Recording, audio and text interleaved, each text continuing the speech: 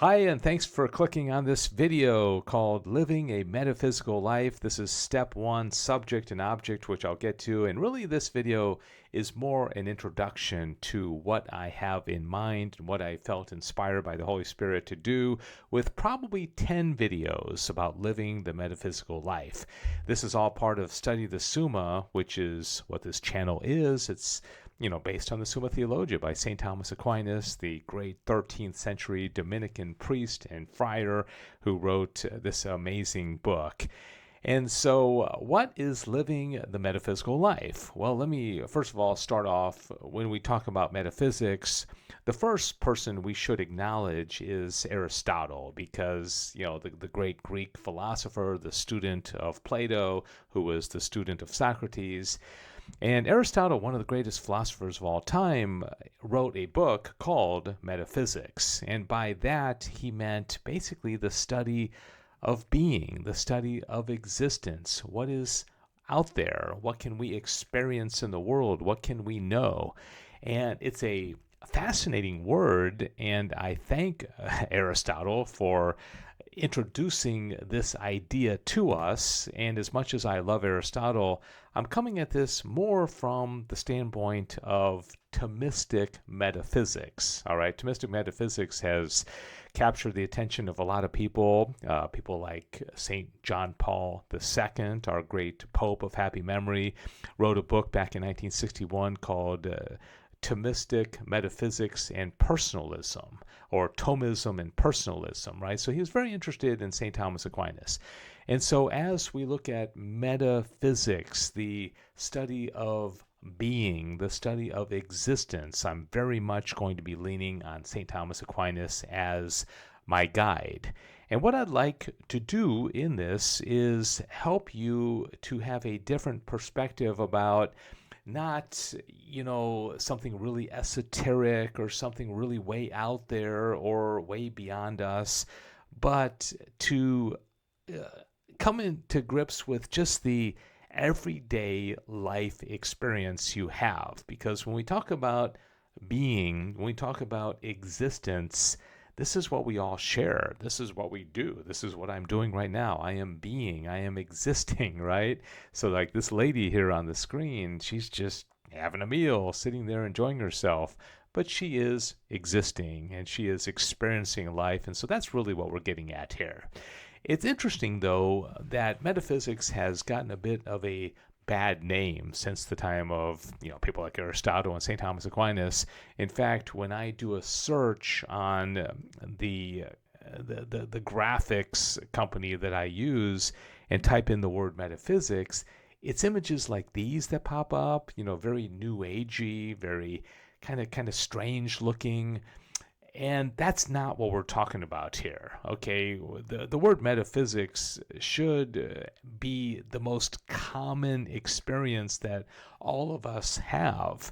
And nowadays, I think because of the confusion about metaphysics and exactly what it means, most of the people that respond to it are more like this. I don't think most people want to talk about metaphysics, right? It's just confusing, and it's something that most people, you mention metaphysics like at a cocktail party, and people are going to just kind of walk away from you. They're not going to want to discuss it. But I'd hope in this series of videos to change that and make it very, very practical and very applicable to everyday life.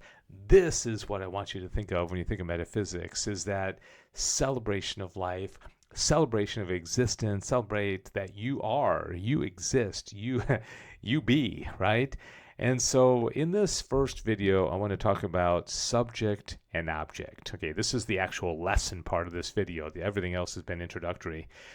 Subject and object just means that, first of all, come to the realization that you exist. Okay, that probably isn't too difficult. Okay, you exist. Okay, just kind of celebrate the fact that you exist. You wouldn't be watching this video if you didn't exist. You are a subject. Okay, you are an individual person that is unlike any other person in the world. Okay, so you see the world, you experience the world from your perspective.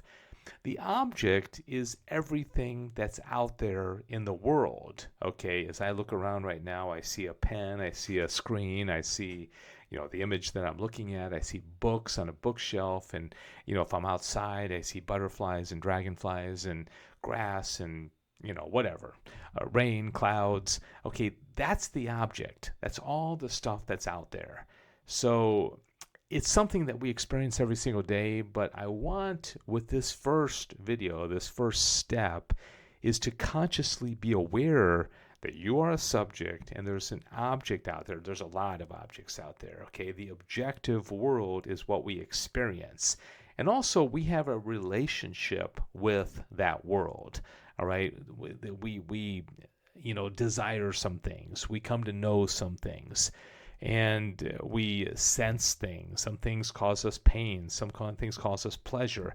There is a relationship between us as subject and these things as object. And which is the final point is that this is an opportunity to kind of take inventory of our faculties. Okay, what are the powers of the human soul, as St. Thomas Aquinas describes them, is that we have intellect. Okay, that's what it has, an infinite desire for, infinitely connected to the truth, right? We have a will, which is a sense, which is a intellectual appetite for the good, which is an infinite desire for the good. That's the high part of our soul, the intellect and the will. We also have sensitive desires, okay, sensitive appetites, the things that we desire, like, pizza or a drink or to sleep or sexual desires, these kind of things. We also have senses, the 5 exterior senses. We also have interior senses, like imagination and memory and common sense and things like that. And then finally, we have passions. We react to things, and Thomas divides them into the irascible and the concupiscible. We don't have to get into that right now, but that's who we are, right? We sense, we think, we reason, we desire, we have intellect, we have will, and all these things.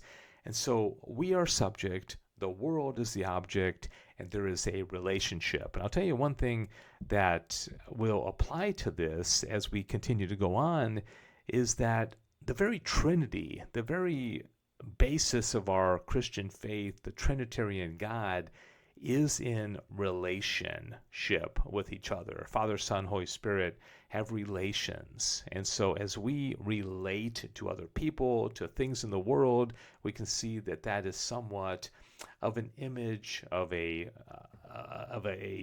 participation, I guess you could say, in the Blessed Trinity. Okay, that's why this is important. So anyways, that's the first step. All right, there will be more steps to come as we practice living the metaphysical life. But again, the first thing I want to do is take the stigma away of metaphysics.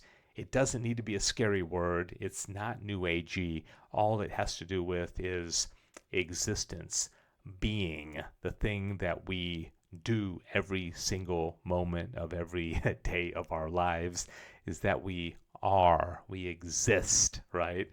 Thank you so much for joining me. I hope you enjoyed this. Let me know your comments. What do you think about this? And I'll have step 2 to living the metaphysical life very soon. God bless you on this channel. This is Study the Summa. I'm Dave Palmer.